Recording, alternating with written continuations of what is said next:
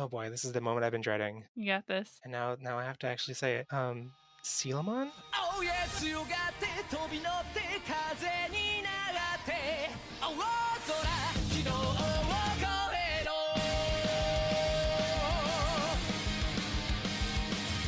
Welcome to Podages, your critically nostalgic analytical tour through the Digimon anime. I'm your host, Jeff Ruberg. This week we're discussing Digimon Adventure 2020, Episode 4, Birdramon Soars, and my guest this week is an artist for the One Piece podcast. She's canonized in a Japanese volume of One Piece as the #1 fan of Sanji's leg hair. Welcome to the show, Maddie. Hey, thanks so much for having me. Yeah, I was glad to have you on once I realized how much of a Digimon fan you were. Yeah, it's honestly, it might be my favorite anime. So what's your backstory with Digimon as a series? Like, when did you first come across it? Like, what parts of the franchise, V-Pets, toys, card game, those kind of things, or mainly the anime, are you familiar with? Honestly, almost everything. I got into the anime, I think, basically when it was first on Fox Kids or whatever, because I was in 4th grade, which would have been like 2000. So it must have been right when it was coming out, and I watched it and I just got super into it. I saw the movie when it first came out in theaters. I got all like the PlayStation games. I had like the Digivolving figures. I mean trading cards, like basically we also like, I don't know if they sold these other places, but they had like these little juice barrels that were Digimon labeled, and like Juice they were barrels. yeah, and they were like really crappy, like like the really crappy like art that's like badly colored and it was like on them, and then like the little like caps had Digimon on them, and I would just like save all those. So yeah, it's just like I've been into Digimon since it really first came here, and just kind of never stopped. So what's your favorite season that you've seen? Which ones have you seen? It's hard to say. It's probably Original Adventure is my favorite, but that and O2 and Tamers, I love all three of those almost equally. And I liked Try quite a bit as well. Let's see. And apart from that, I've seen wait, what was 4 again? Frontier with the Frontier. trains. Yeah, I watched through all of Frontier, and it's fine. I like the designs a lot of the Digimon, but I think something was lost not having partner Digimon. So I feel like honestly it would have been like I would have enjoyed it more if it wasn't labeled Digimon, if it was something else. But yeah, all the first 3 seasons are all like super special to me. Do you have a favorite Digimon? I think I would probably just say Gatomon. Kari is my favorite Digidestin, so I guess kind of pair of those. But I always, for some reason, whenever I've like been like if I had to choose a Digimon for myself, I always choose Betamon. I don't know why, but it's been that way since I've been a kid. It's good to have a personal favorite like that, even if it's a random association. Yeah. And Gatomon's nice because, like, I feel like in the original series, in the original adventure, she's kind of the only one of the partner Digimon that has a huge personality. Everyone else is kind of there. Yeah, and she has such a, her whole backstory of like working for Myotismon and everything. She has like a really good character arc. I don't know, she's cool because she's like a champion always as well. Yeah. And I like her Digivolution to Angelomon is possibly like my favorite Digivolution animation as well. So she's just super cool. Do you have a favorite villain? I think it might be Diaboromon from our war game. I just like he's super creepy, and it's one of those things like when you see a film or whatever when you're a kid, and it's just like so completely mind blowing, and after you become a jaded adult, nothing really hits you the same way. But like the animation, especially like when he was like slowing down and he's like moving really like weird, and just like it just like was so crazy to my little kid brain that it's kind of a feeling I can never forget, and I love that movie with my entire heart. So yeah. This is a question. The favorite villain question is something I wish I had been asking you earlier, because I think it's really cool to see what kind of villains people like and what resonates with them. I think what first came to mind was Digimon Emperor, because I feel like season 2 has really good villains, because also Mummymon and Arukenimon are like they're basically like Jesse and James. Like they're just like a really cool, funny duo. And I forget because I don't know. O2 seems kind of like over the top sometimes, but then when I like go back to it, I'm like, wow, I love this so much. Yeah, like it has such a bad rap, and I feel like it's so easy to find the flaws, I think, like on kind of Yeah. like quote unquote like objective measures. Like it is really messy, but it Yeah. also like has so many ambitious and cool things in it. It's so charming, and Ken's arc through this whole series is really good. So I have to love it. Do you have a favorite adventure character? It can be like from the original season or like 02 or Try. Yeah, no, like I mentioned, Kari has always been my favorite. She's also like the anime character that I always has like resonated the most with me. I don't know, it's something about her. She's just kind of very sensitive and perceptive, and I've always really liked her character in general, just like from the first time you see her when Tai goes back to, you know, the real world and those really beautiful Hosoda episodes, and she's just kind of always been aware of what's been going on. And I don't know. And like in O2, the whole thing with her and like the Divermon, Hmm. that like I don't know, she just has this like really interesting perceptiveness that has always appealed to me. So yeah, I love her a lot. Did you feel like because you recently I remember you tweeted a lot about some 02 dub quotes recently. Were you rewatching the entire series or just like bits and pieces? I'm still going through it. I Hmm. just started it, so I haven't gotten super far. Okay. Because I'm curious, like, I feel like Kari had so much potential in 02 and then, like, I feel like barely got any screen time still. Like, she and TK were just kind of there in the background for a lot of things. Yeah, I mean they definitely kind of had a backseat to the other four. But at least we got some time with them. Yeah, yeah, and again, like I cannot. I think the Digimon movie might be my favorite movie ever. It just I just think about it constantly, and also like too, I've only watched the dub. Like I'm sure I would really enjoy watching the sub and the differences and how probably more mature it is, but like the dub is just so special to me. I can't let go of it, and it's like hard for me to watch it any other way. Yeah, and the dub, especially because we're talking about like Kari, like the original All War Game movie is like it's great, it's fantastic, but it has like no real female characters. Like Mm, Hikari and Sora are both there as like they're there just to explain why they're not there. And yeah. and so like at least in the Digimon movie, like when it stitches them all together, it like makes it so like Kari's presence is kind of there throughout the whole movie, which is Right. kind of cool. Yeah. Yeah, I mean it's like sometimes it feels hard to defend because it's such a Yeah. it's such a mess, but man, like it is I love it so much, and I can't deny that. I mean, it's such a beautiful mess, and I feel like if you can't embrace Digimon for being messily beautiful, then like why are you into it? Well, and I Like, think too, I think it was all done out of love. Like it was never meant to like destroy it, right? It was always meant to, well, let's make this special. Let's tie all these movies together and make it a more, joint experience. And also too, like all the stuff in the dub, like all the really cheesy jokes are like hilarious, and it's from people who are obviously enjoying writing for the show.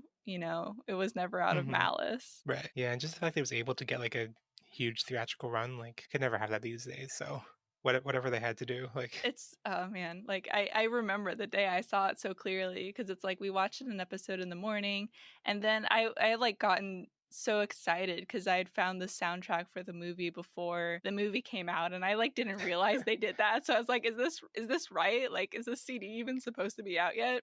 And like I saw it with my friend, and like we played it on the way to the theater. So it's just yeah, it's it'll like always be special to me. I remember being so I don't remember if I had like anxiety about needing to see it day one or anything, but like I think I was like worried the theater would be sold out and I wouldn't be able to get tickets. My dad and I were the only ones in the entire theater. It Oh. was completely empty. That was the only movie I've ever seen like that. Wow. Yeah, I have no idea how many people were there when I saw it. I completely like took that out of my memory. It didn't matter. At least that means it was probably a normal amount. Yeah. So it sounds like you basically started watching the new reboot, the 2020 reboot, the other day to catch up for this episode. What have you been thinking about so far? I'm really enjoying it so far. I think it's done a really good job of balancing nostalgia with a new story, because if it just basically done exactly what the original adventure was, it would, it'd be like, why are you even doing this? You don't need to. So just kind of taking all the characters but doing I don't know, like an alternate universe kind of where they meet in different ways, I think is really interesting. And I've been getting a lot of just like emotional responses when you see Digimon from the original series that you recognize, and you're like, oh, it's that one, and you get excited. And yeah, it's been really enjoyable so far. I think I'm interested to see, I don't know, like kind of where they go with having Omnimon show up so early. I think that was kind of the weirdest part for me, and I'm kind of like trying to figure out who this is really for. Like, I'm like, are they making this more for old fans, or are they trying to make this for new fans? Because Omnimon is such a emotional, creation in the original series, because it's, this really kind of difficult bond that Ty and Matt have gotten to create him. But in this one, it's just like, there he is, and you're like, oh, okay. So I don't know. It's I'm kind of interested to see, what the future holds for that. But yeah, so far I've really been enjoying it. I think they've done a good job of creating something new that still appeals to old fans.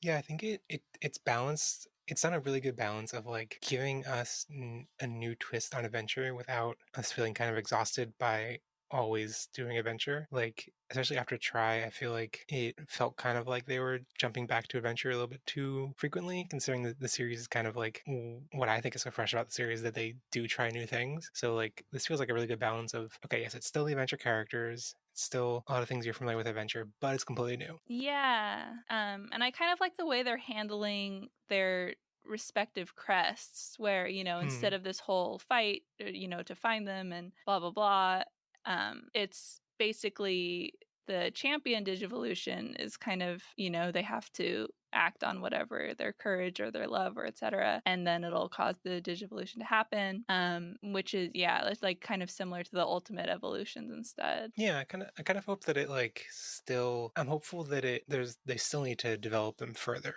for the further evolutions. Yeah, and do we know how long this is going to be? As of the last, so if you happen to have been binging these podcast episodes, I guess I should address the elephant in the room that we've been off the air for over 2 months because the show went on hiatus for COVID-19 and is now back in the episodes. Yay, exciting!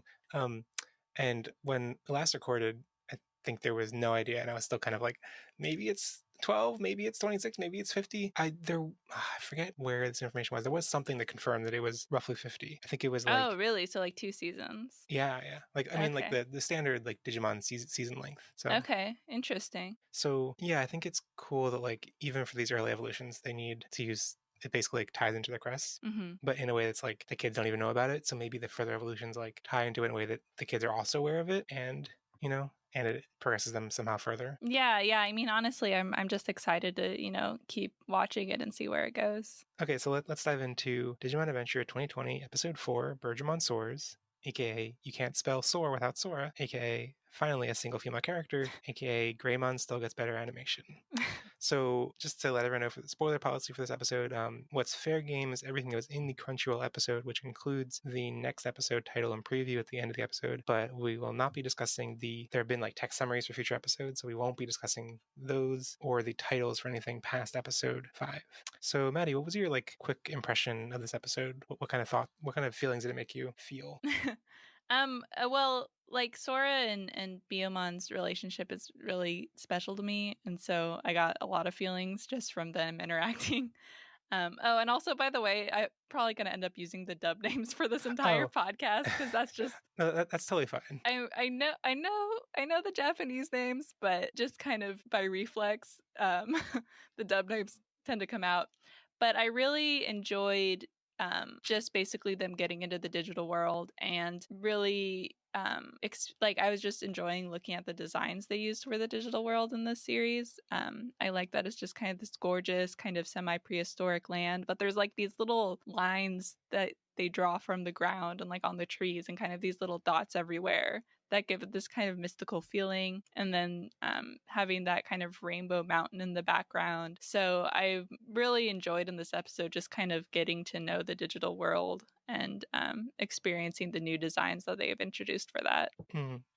Yeah, and I noticed it kind of like flew by every time it happened, but there was like this little like digital artifact kind of like like in the sky as the Yeah. episode went on. So like it seems like there are like interesting little artifacts. I remember hoping that one thing I really liked about the digital world in the early episodes of the original show was like the weird, like I guess it was kind of like bits of random data they would run across, Right. like things that weren't supposed to be there, but that were, I guess it was the equivalent of like stuff left in your trash can or something. Like Yeah. the random telephone booths, the road signs and stuff. Train car. Yeah. Yeah, the train car. So I'm kind of a little bit disappointed we haven't seen that, but like it doesn't, or something equivalent to that, like some kind of fun quirkiness. Sure. But it is like I like how like expansive and vast and prehistoric it seems. Mm-hmm. I was kind of worried about this episode going into it because like Sora hasn't always had the best episodes, I feel, and not because I like dislike her or anything, but more that I feel like the show has kind of done her a disservice and doesn't really prioritize her as much as I would like it to. Yeah, I agree. Though her crest arc is like my favorite. Oh yeah. But of course, it's like it has to come after she disappears for like episodes, and then it's like, oh, okay, now we can give her like due. Yeah, that's one of the. It's a really cool. It was really well done, but also like it worked because of her. Like she was absent for so long, you know. Yeah. Like, but yeah, and I feel like once she does show up, then it's like not as cool as it was when she wasn't there, or like when she was only showing up for like a second to nudge things. Right. That was the highlight. Yeah, I remember just being disappointed by Try, or disappointed by her role in Try. Mm-hmm. And so I mean the movie that's set after Try still hasn't come out in the States yet, but there was like a teaser short kind of thing that was like showing Sora like writing, I think it was like writing a letter to the other kids, and that was really well done. Mm-hmm. But I think its role was to basically explain why she wasn't in the movie or something, or right. explain why she wasn't as prominent. And I was like, okay, this is a really well done short, but like still she still doesn't have an important role. Okay. Yeah, it's too bad because she's really cool, but I think she got a good amount of focus on this at least. Yeah.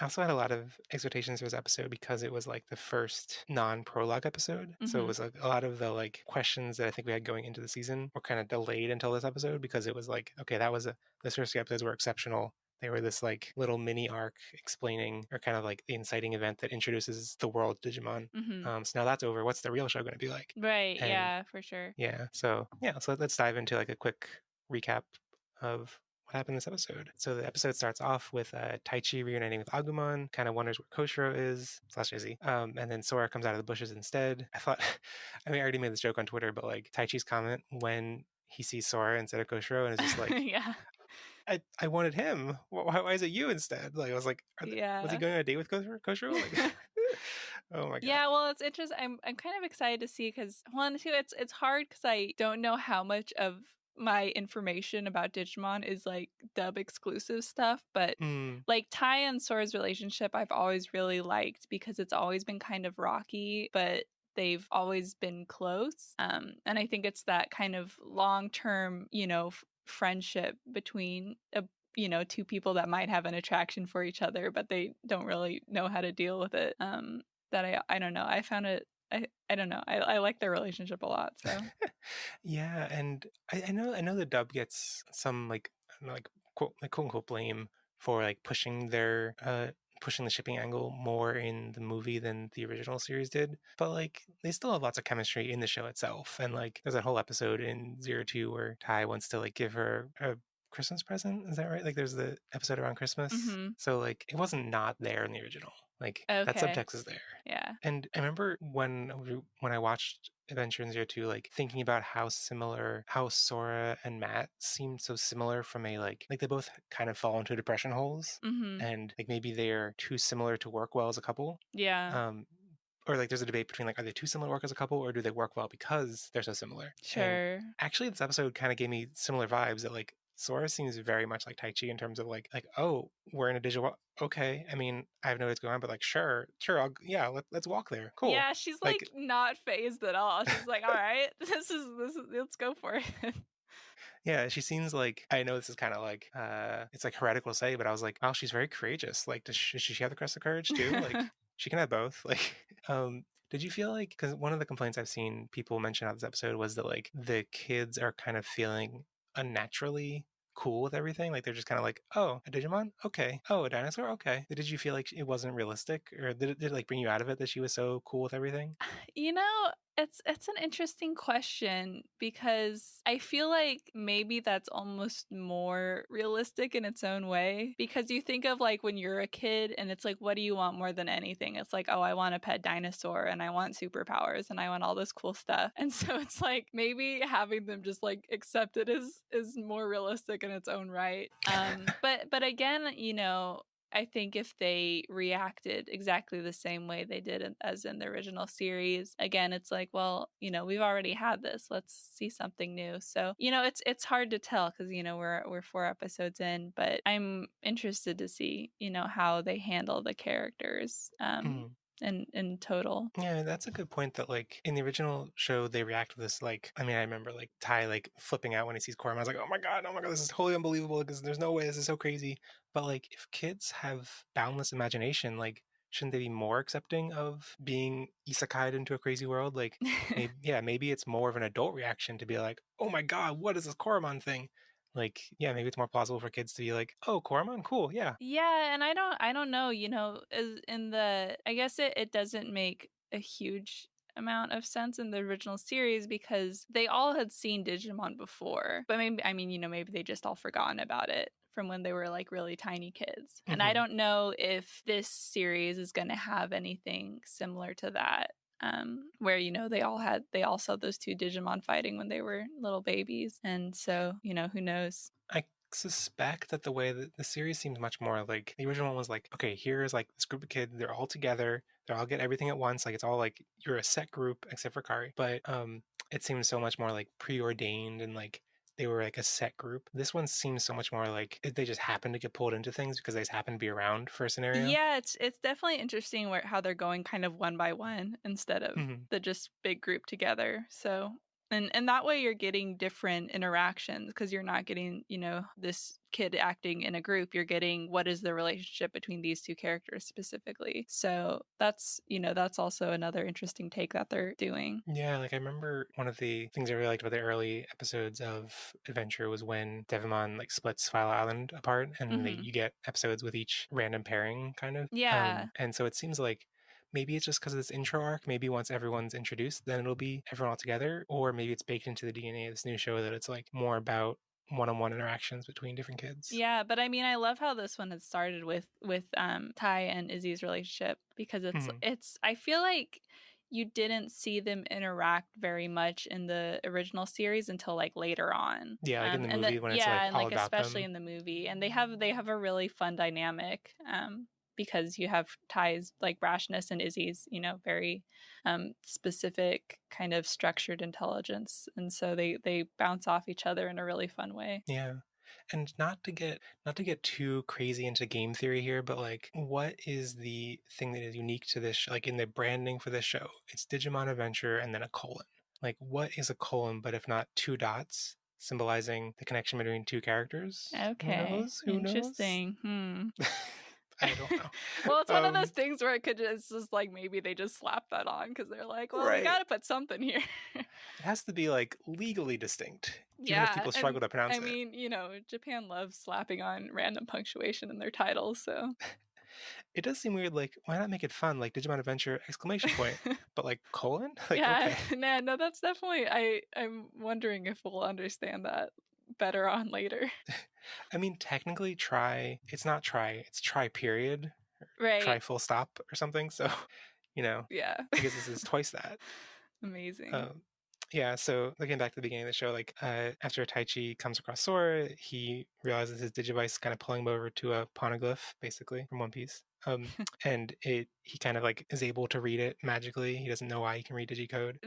I think in Adventure they had Digicode, but they also had Japanese. But all I can think of is in the dub it would be Japanese, and then Patamon's like, oh, it's in Digicode.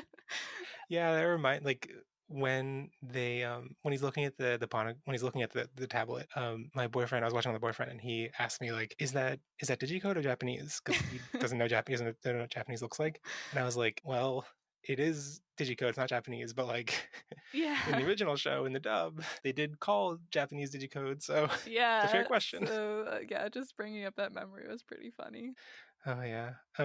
So they get instructions from this tablet to go follow the light to this giant rainbow mountain. And they just kind of like, okay, let's walk. So they just walk for a while. They get introduced to all these big dino Digimon, which to me, like, this feels like the roots of Digimon. I don't know if that's like accurate to the franchise history or whatever, but like when I first got introduced to Digimon, it was like there was this I don't think it was actually connected to Digimon anyway. Maybe it was a similar parent company, but it was like a off-brand Tamagotchi that was like a dino pet kind of thing. I think it was called Dino Pets. And like then Digimon was like similar to that in my mind. So like to me, I'm like, yeah, Digimon's like these like, I mean, Agumon is the prototypical Digimon dinosaur, right? Like, yeah. So it's kind of cool to see this like you're saying prehistoric Digimon era. Yeah. And while they're walking, Piamon just kind of jumps out and hugs Sora, and that's their introduction. I mean, I guess she's running away from Sneemon, and Sora catches her, and then they all run away from Sneemon. And Agumon tries to fend him off. Taichi tries to fight him with a stick, which was a thing that happened.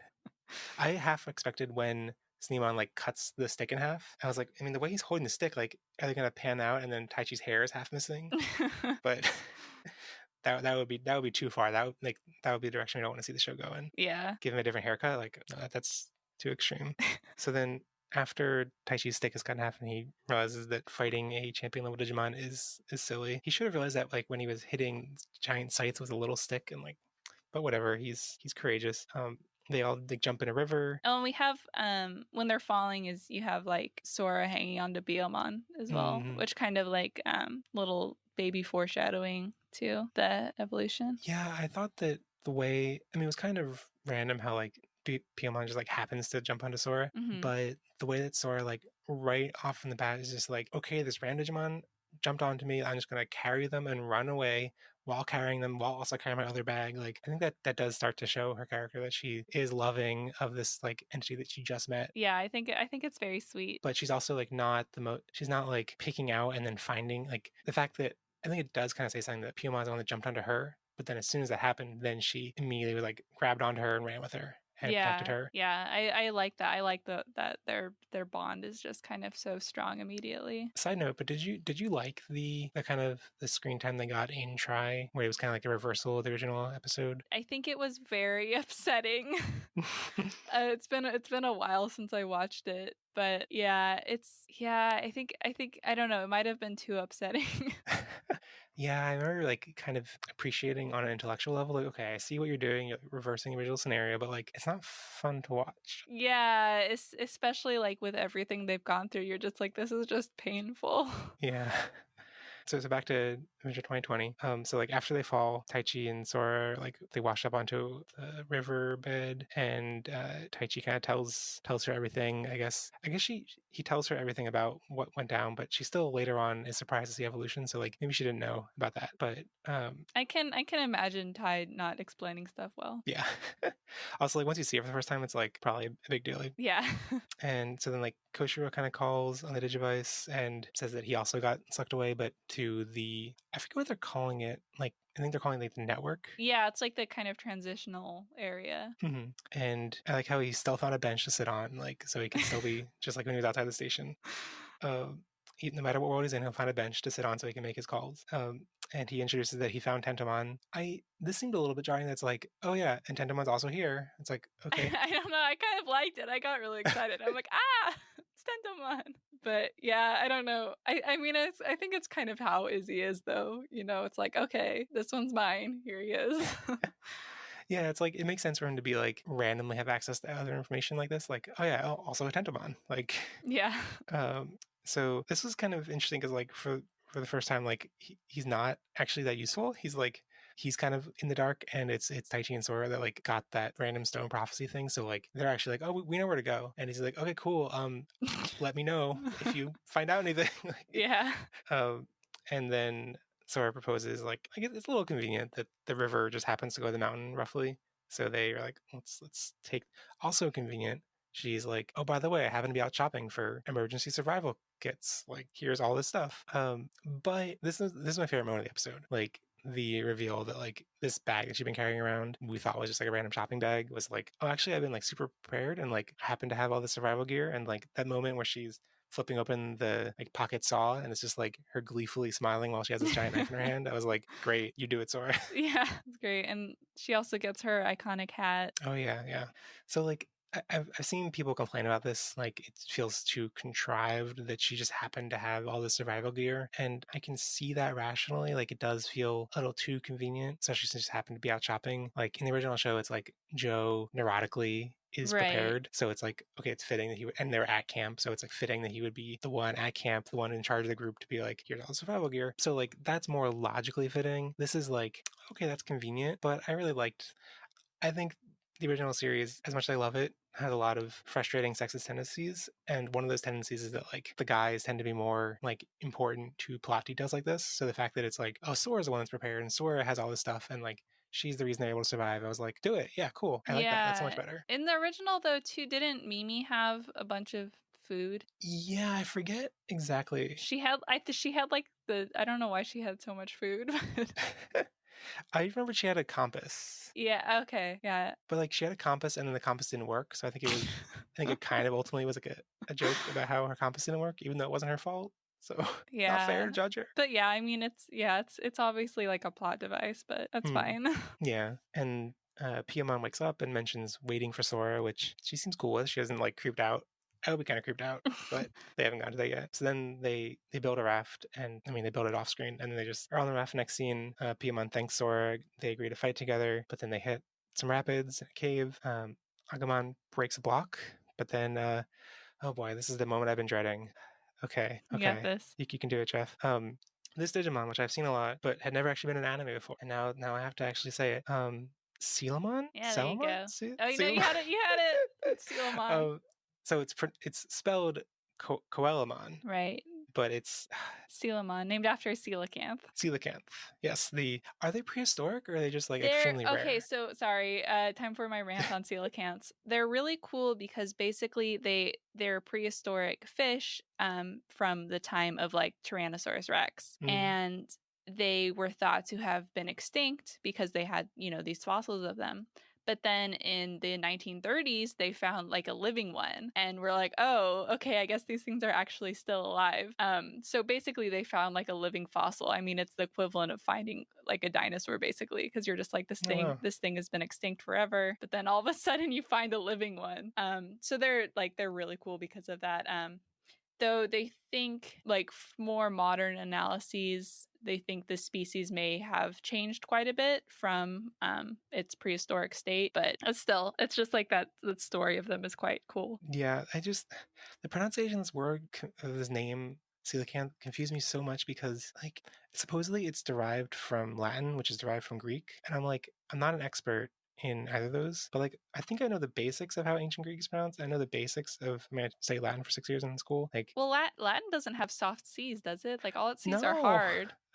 Like if this were a Latin word, like on its own, like it would be coela, right? Like, or coela, maybe, like because I think in the Latin spelling, the O and the E is a diphthong, so it's like a single syllable together. But yeah, not Sela first. and yeah, this name, the Digimon name in Japanese is Shiramon. Right. So it's just that fits with how we pronounce coelacanth. Yeah. Do you pronounce the H? Is it coelacanth? Yeah. Coelacanth? I think it's coelacanth. Okay. This is the most upsetting part of the episode, is how to pronounce this name.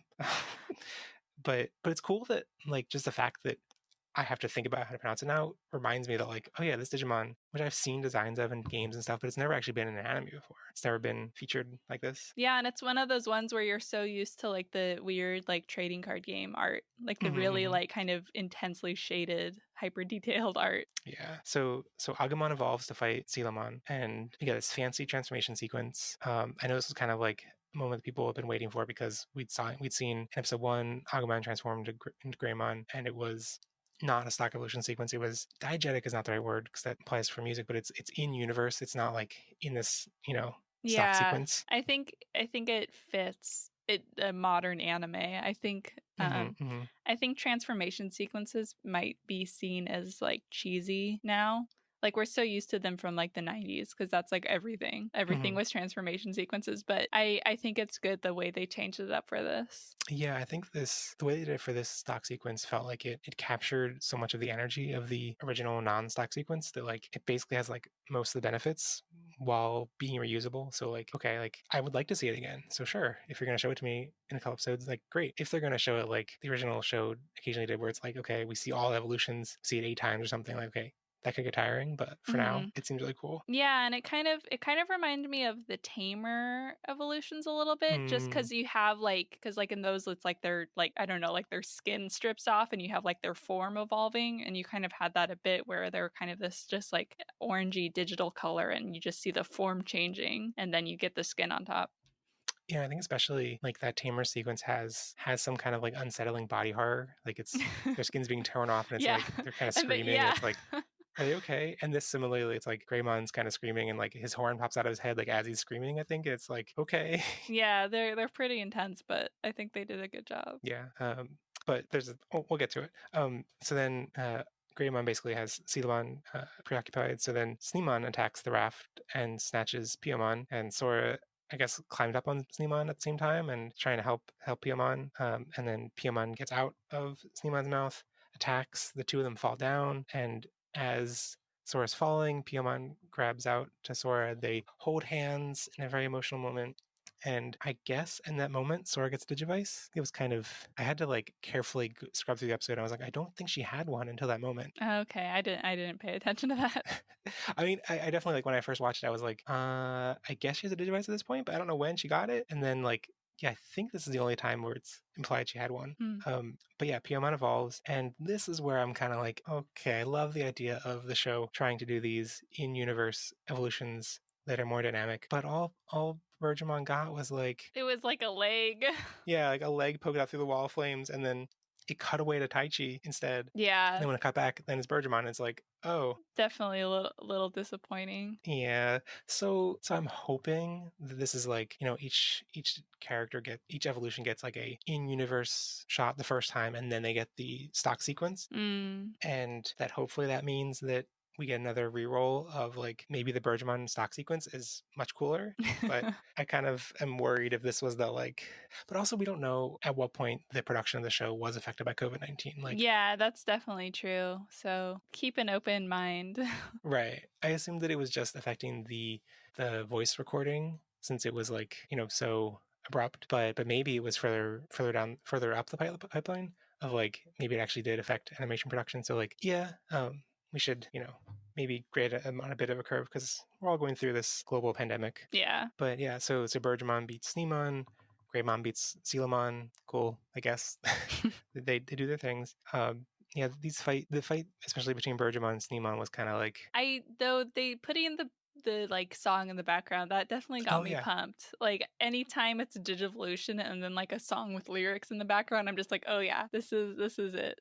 Yeah, it was like, because that was during Birdramon's evolution and not during Greymon's. Yeah. And even so, Greymon got the fancy animation, but not the fancy insert song. Yeah. And Birdramon got the insert song, but not the fancy animation. And it surprised me that like, despite how like fantastic Greymon's animation was, like, and how much I like the background score for the show and that main theme that's playing when it happens, it just doesn't feel as hype as when there's lyrics, I guess. When there's like a cool banger of a song playing. Oh yeah, no, I'm all about insert songs. They totally get me pumped. Yeah, everything about Birdramon's appearance in this episode was like, okay, I kind of hoped for more, but like, I guess this is fine. This is similar to how it was in the original show. I just remember thinking after seeing Greymon, because it wasn't just Greymon's evolution sequence in episode 1, but like throughout Greymon fighting in episode 2 was like, so he basically never used like a stock.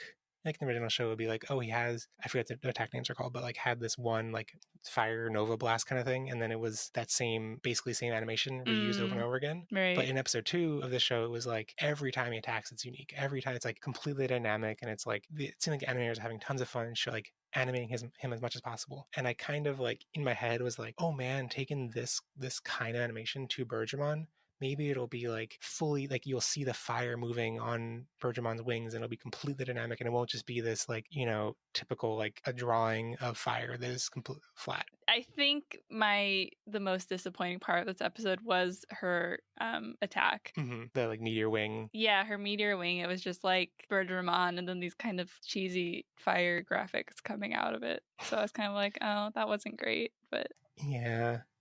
And hopefully this is less like, okay, what the new standard of quality is for the rest of the animation of the show. And hopefully it's just like, maybe this had an off week or maybe, like...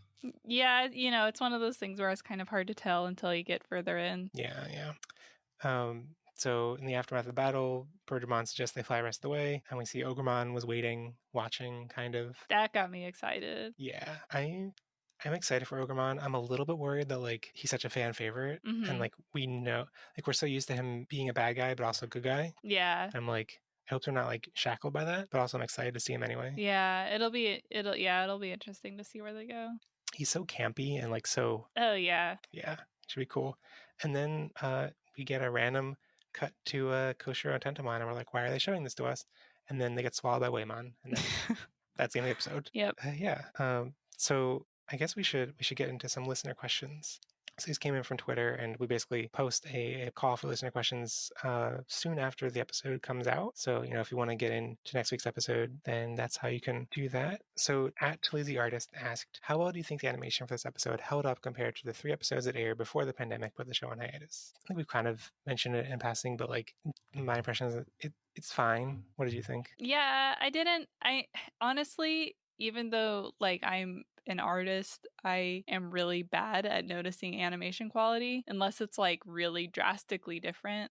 Because usually I am in the moment, and so I just, as long as the animation is carrying the story or whatever it needs to, I like don't pay that much attention to really details on the quality. So yeah, like apart from mentioning like the meteor wings thing kind of looking a bit cheesy, the animation I thought was great. Yeah, and like as much as the animation was really cool in the first 3 episodes, I feel like especially in episode 2, I feel like it kind of detracted from the story. Like because it seemed like because the episode was so focused on like showing this cool, unique Greymon, like every time Greymon attacked, it was different. Right. But it's like the actual story that was happening was like they beat the Agumon. Agumon was the unnamed villain they're fighting, right?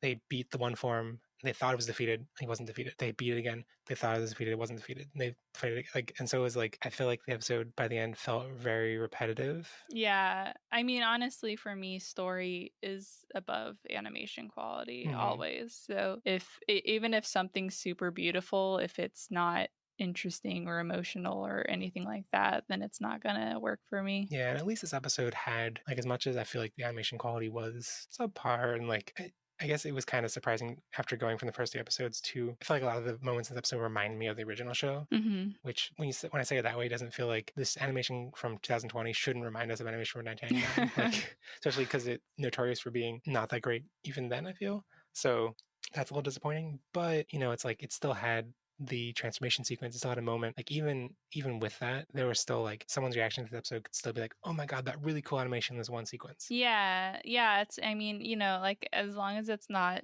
jarring enough to take me out of it, then it's just not something I really notice. Right. Like, I mean, I'm not going to be too negative about it because you mentioned that you liked Try, but like I did feel like the animation was subpar enough in Try that it did distract from the experience for me. Yeah, I try definitely that took me a while to get into, but I think that was because of the story. So the next question came in from @FGreninja, and they asked, so far out of the original versus the reboot, what's your opinion on personalities of the characters and Digimon themselves? Yeah, this we touched on a bit too, kind of Sora's kind of boldness. That's interesting. I feel like Ty's kind of the same. I get the vibe that he's more of a like, maybe this is how I've changed as a person, what I want in characters, but like I get the impression he's more of a like nice sweet boy. But I don't know if that's like me. Yeah, I think his relationship with Matt, where he's like, I want to be your friend, kind of, instead of, I feel like in the original series he would have been like, who's this loser, Like, he Yeah. thinks he's so cool. Oh, right. Like, even the way he introduces, oh God, what's the line he introduces Sora with in the dub in the original show? It's like, she's cool for a girl. Like, so, I mean, that's, like that tone is definitely a dub invention. I think he's a lot more polite in the Japanese. But Okay. like, I appreciate that. I feel like this Tai would never say she's cool for a girl. Yeah, again, it's, having only really the dub under my belt. Mm. It's kind of, maybe I'm not the person to ask this because my comparisons are probably going to be different. Well, I feel like that really colors certain lines like that. Mm-hmm. But I feel like the broad strokes of the character aren't changed that much. Like, Okay. I know a lot of people say that the difference between the original Japanese Koshiro and the dubbed Izzy is very different. I remember that being a thing like when Try was coming out, or before Try came out, and when people were like, a lot of like sub purists were kind of like, how are these Digimon fans that only watch a dub going to appreciate Try before there was a Try dub or anything? Like, they're Mm-hmm. gonna be so confused by these like completely different characterizations. And I was like, no, they've changed more in the 3 years since 02 than they did between the sub and the dub. Like, Mm-hmm. it's not like, I think in certain moments, it really colors like Tai saying she's cool for a girl, but like overall, like I don't think they're vastly different. Like even Mimi, I think her introduction, she has a reputation for like the dub making her more of a valley ditzy Mhm. girl. But like by the end of if you're just watching the dub, by the end of the series, I think you have a well-rounded take on a character, and you're not just like, oh, she's a ditzy valley girl. Yeah, and I don't know. I mean, honestly, it might have even made their like crests and everything more powerful because there's more of a drastic change of Mm-hmm. this part of their personality they have to come to terms with. Yeah. And I guess a subtopic in this question was like, what's our opinion on the personalities of the Digimon? Yeah, I mean, Agumon seems the same to me. Yeah. He's just nice and cute.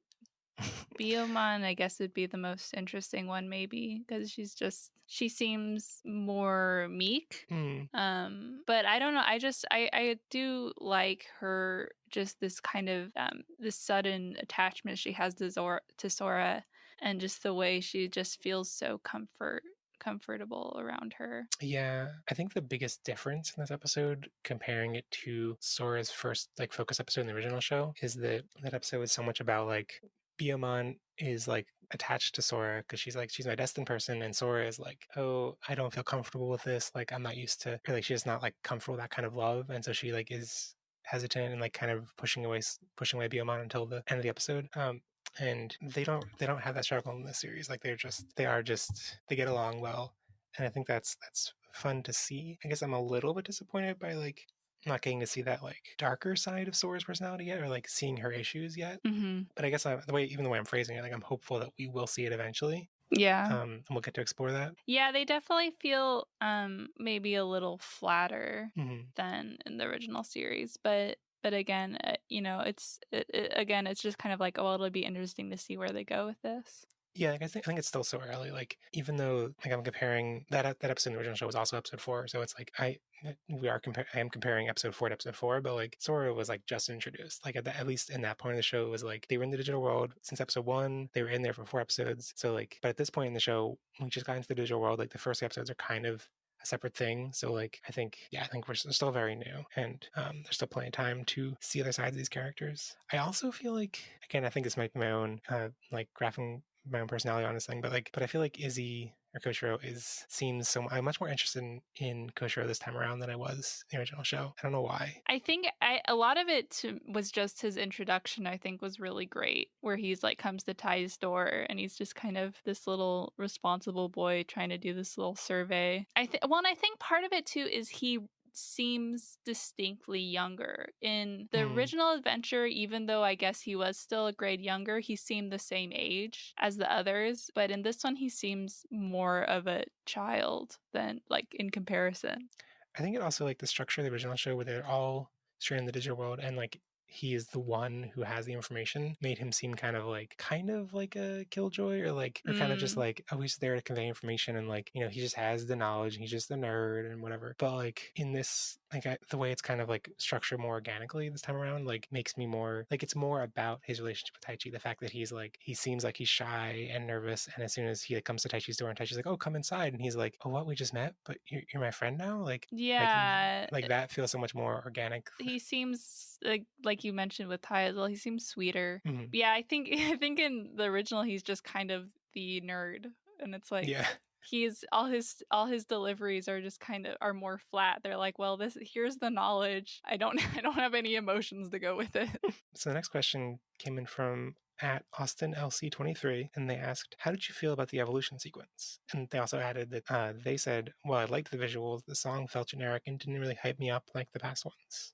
Like a lot of the past ones. Yeah, I mean, I can agree with that a bit. I didn't get the same energy from the Digivolution theme as I did from the original one. But yeah, I think, like I mentioned, I think the visuals are cool, and I think they're a really good way to do a modern take on it, because the 90s, early 2000s sequences, I think, are kind of outdated for what people want to see now. Yeah, I think the Greymon evolution sequence was like fantastic. Like my only hesitation comes from the perspective of like, are they all going to be this good, or is it going to be this awkward thing where like Greymon's looks fantastic, but the other ones just get an awkward little claw sticking out of a wall of fire.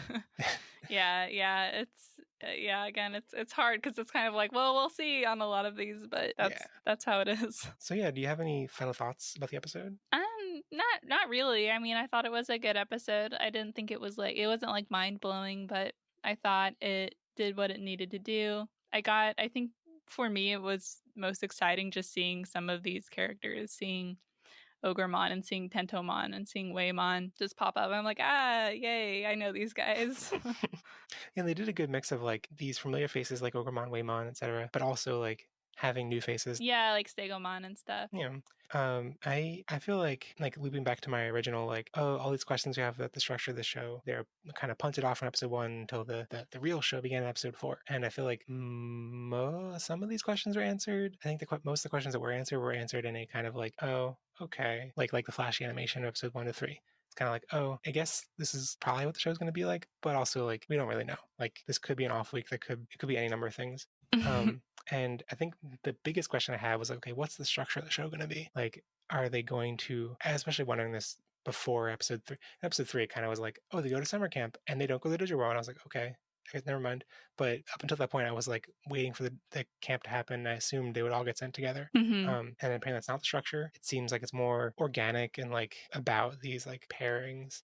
But yeah, I don't know there's no clear vision of and like, I guess that's more in line with a standard anime structure. Like maybe it's a little bit weird how the original show was like, okay, here's the premise. They're all there. They're stuck. Who knows where they go? That they're trying to get home. That's all the season's about. I guess this is more of a like organic, they're pulled along, and I think it does seem like next episode when they get to wherever, or I assume they're going to get to that Rainbow Mountain, and it seems like they're going to be talking to some entity that tells them something. I'm guessing that's going to be like maybe a kind of like, here's your objective, or like, here's what you need to do for the rest of the series, or at least for the first arc. And maybe that'll give us a better guide of like, I guess I just don't know, like, where do Joe, Mimi, Matt, Kari, TK, where do they all fit into this? Like, what's the show going to be like? Yeah, well, it's like having Kari and TK got their Digivices in what, the second episode? Did they get? I don't remember them having Digivices. Or, well, they're like those feathers came to them. Right. I don't know what that meant. I was assuming that it's like they just magically got feathers. I don't know. Yeah. Like I assumed it was just like, oh, they touched the feathers and that activated the power of evolution. We had like there were 6 lights that went into the digital world. Okay, that confused. Like I think in episode 3 was reading into that a lot. And like, but at the beginning of this episode, they had like a lengthy recap, and I'm hoping that it was so lengthy because of the hiatus, and I'm hoping that it won't be as long for future episodes. But I guess that's the standard Toei thing. Like you're more used to One Piece. Like I know One Piece, like the top comment in every Crunchyroll episode is like, here's when the show actually starts. Yeah. But yeah, when they showed that sequence in the recap, it didn't show the second set of 3 lights. It was only 3 they showed. Oh. And so like, I don't know if that's them kind of like retconning a clarification that like, okay, there were only 3, because it could have been that the other 3 were the Digimon. Like maybe it was these 3 kids and 3 Digimon. Maybe. I don't know. Or maybe it was like 6 got sent there, and this episode we're focusing on 3 of them, so we're just going to show 3 of them in the recap. Yeah. 2 episodes from now, when they show the other 3, then they'll show those 3 in the recap. I don't know. I could see it going either way. I think you're thinking too much about it. Yeah, that's probably true. I think that's it for my final thoughts. So I like to end out the show by giving it a rating out of 5 stars. So my rating for this episode is I waver between 3 and 3.5 stars. I think the thing that makes it kind of, I think I'm landing on 3.5, and it's just for the moment of Sora having all the survival gear in her bag. And without that, it'd be 3. But I'm like kind of, I think I'm gonna do 3.5. Okay. I'd give it a 4 because it was good. It didn't have any glaring issues, but it wasn't like outstanding. Yeah, like I feel like overall this episode like met my expectations, but did not exceed them. Like it was kind of just okay, yeah, this is an episode, and I think it's more of a bridge. I'm excited to see where the bridge goes. I also put out a poll on Twitter where people can rate the episode out of 5 stars, and for this one, it's like basically for every episode so far, aside from episode 2, the dominant answer has been 5 stars. Wow. Although this one is a little bit. This one of the 3 episodes that have 5 stars the highest, this one's the lowest percentage. This one's only 45% 5 stars. So like, but it seems like people are still pretty positive. Yeah, no, I'm cool. Glad to hear people are enjoying it. Yeah, and then looking forward to next episode. It seems like the next episode is going to be called The Holy Digimon. We see in the teaser Taichi and Sora talking to. I wrote down Hoemon, but that's not it. It's Birdramon, which is a Digimon. Another one of those ones that I'd seen in like card artwork and had no idea what they were. But some kind of holy bird Digimon. And Koshiro and Tentomon are surfing around the net. Seems like maybe Tentomon's going to evolve. Ogremon's maybe going to be there. Should be a cool time. Do you have any kind of thoughts or hopes for that, or where the show's going in general?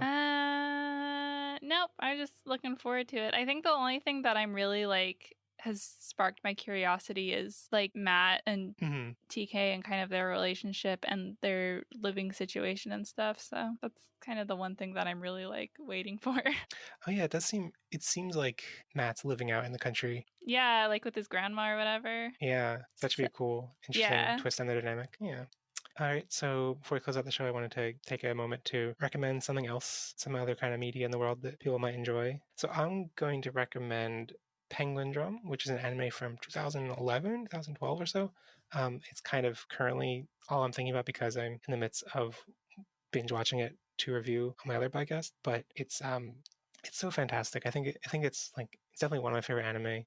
It's very thoughtful. It just makes me think like it's basically about a horrific incident that happened in the 90s to Japanese society, which is kind of all I can say without getting too much into spoilers. But it's just a wacky, fun show that is also has so much like it's so rich in visual metaphors and in these like serious sociological issues.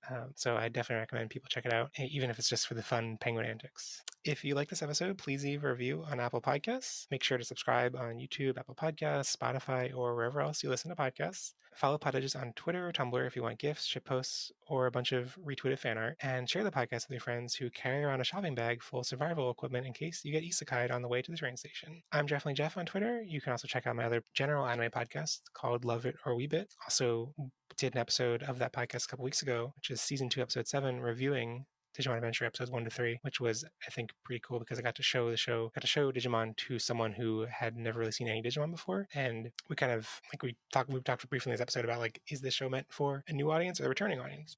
And a lot of Digimon fans are, like, speculating, oh, would this work for new audience and stuff? And we're kind of just spitballing, so we have no idea. But it was cool to see whether it did work for a new person. And the answer is kind of. Like, but you can check out the full episode to see there.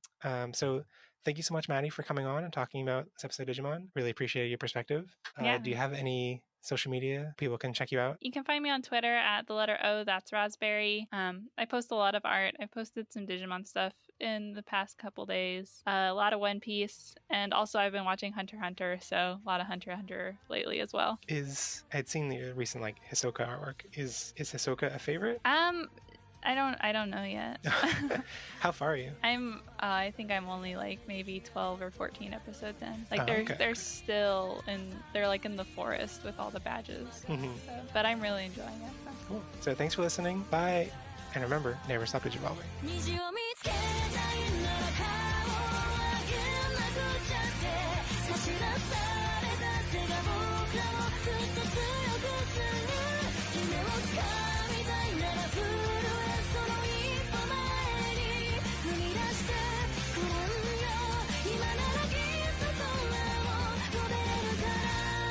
I shouldn't feel like so rusty because I have still been recording podcasts, but like I haven't recorded this podcast in over 2 months. So I'm like, how do I do this? What's going on?